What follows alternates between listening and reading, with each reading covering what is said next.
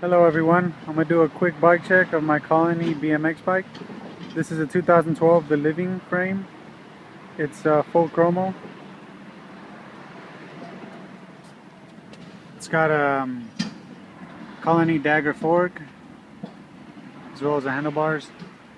These are the chrome plated, nice and clean. It's got a Colony stem as well as the headset. It's got a snafu gyro. Everything's in really good condition. Show you a shot of the crankset. It's got a 28 tooth Colony sprocket with Colony crank arms, as well as a Colony rear brake.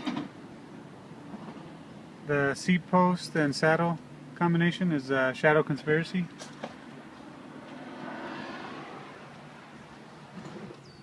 Try to see the eagle there. It's a little hard to see.